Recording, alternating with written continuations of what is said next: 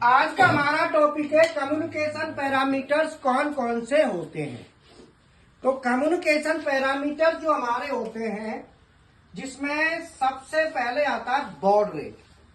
Baud rate का मतलब है डाटा ट्रांसफर की स्पीड, अर्थात डाटा में हमारा क्या जा रहा है, बिट्स जा रही हैं। तो बिट जब हमारी ट्रांसफर होती है एक सॉफ्टवेयर डिवाइस से दूसरी सॉफ्टवेयर डिवाइस में, तो उनकी स्पीड, और स्पीड जब वर्ड आ जाए तो समझ लो वो टाइम के साथ रिलेटेड होता है, उसका रिलेशन टाइम से होता है, टाइम के रेस्पेक्ट में। तो यहाँ पे सेकंड में, तो यहाँ पे जो स्पीड होती है वो होती है बिट्स पर सेकंड, मतलब एक सेकंड में कितनी बिट ट्रांसफर हो रही है। तो हमारे कुछ स्टैंडर्ड बॉड रेट है जिसमें सबसे कम वाला है 4800 बिट्स पर सेकंड, उसके बाद 9600 बिट्स पर सेकंड, 19200 बिट्स पर सेकंड, 38400 बिट्स पर सेकंड, 1 मेगा बिट्स पर सेकंड, 10 मेगा बिट्स पर सेकंड, 1 गीगा बिट्स पर सेकंड। इस तरीके से ये हमारी स्पीड है। मतलब बिट्स जब ट्रांसफर हो रही है, बिट का जो कॉपी हो रही है, ट्रांसफर का मतलब बिट जाती नहीं है एक डिवाइस से दूसरी डिवाइस में, वो कॉपी होती है। तो जब कॉपी हो रही है तो उस समय देखा जाता है कि स्पीड क्या है।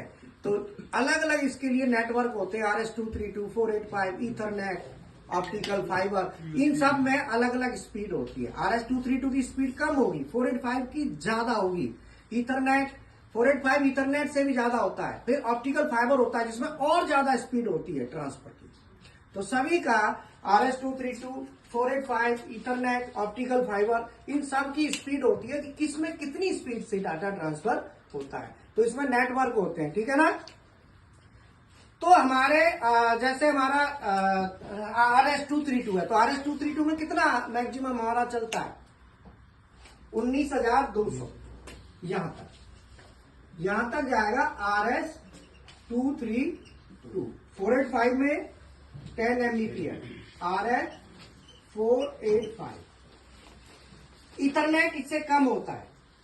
तो इस तरह अगर हमारी डाटा ट्रांसफर की स्पीड ज्यादा चाहिए तो हम 485 नेटवर्क यूज करेंगे, अगर हमें स्पीड कम चाहिए तो 232 यूज करेंगे। यह भी पता होना चाहिए कि ये कौन सा कहां पे यूज करना है, कौन सा है। जैसे ईथरनेट है, ईथरनेट का होता है 1 Mbps के आसपास, मतलब 232 485 से थोड़ा कम होता है।